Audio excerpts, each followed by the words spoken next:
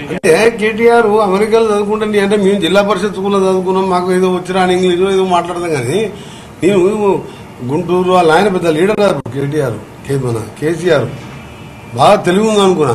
మామూలు పెట్టి లేస్తే పైకి లేస్తుంది కదా, కిందికి ఎందుకు పోతుంది లోపలికి?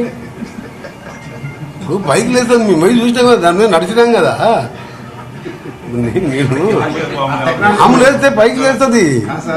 అది ఇసుక మేట ఉన్నది, ఫౌండేషన్ వద్దని ఎన్డీఏసీ రిపోర్ట్ లో మా క్యాబినెట్ లో క్లియర్ గా మేము డిస్కస్ చేసినాం. ఎన్డీఏసీ రిపోర్ట్ కూడా మా క్యాబినెట్ మినిస్టర్ ఫస్ట్ టైం పంపించాను, మొన్ననేమో డైరెక్ట్ రిపోర్ట్ ఇచ్చాను.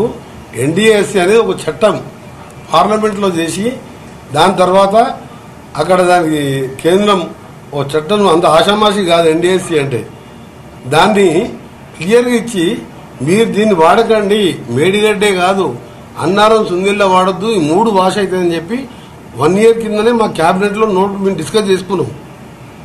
అంటే క్యాబినెట్ అంటే మేము ఇంటర్నల్ గా మాకు ఎక్స్పర్ట్స్ మాకు ఇచ్చిన రిపోర్టుని మేము డిస్కస్ చేసుకునే మన నీళ్లు ఆపకుండానే పోయిన పంట ఈ రబీ కాదు, యాసంగిలో గతంలో 1,52,00,000 ధాన్యం పండించినాం. ఆ నీళ్లు ఆపకుండా 40,000తో తుమ్మిడియేట దగ్గర కడితే ఈ కరెంటు బిల్లు 20,000 సంవత్సరానికి. ఈ 3 బ్యారేజీలు సరే మనం నీళ్లు ఆపాం, రిపేర్ చేయలేము, ఆపినా 3 కొట్టుకోపోతాయి ఒకటేసారి.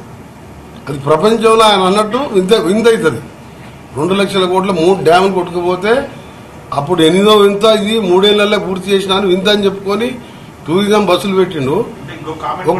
ఒక్కసారి నీళ్లు ఆపితే 3 కొట్టుకపోతే ప్రపంచంలో నిజంగా 8వ వింత అనేది.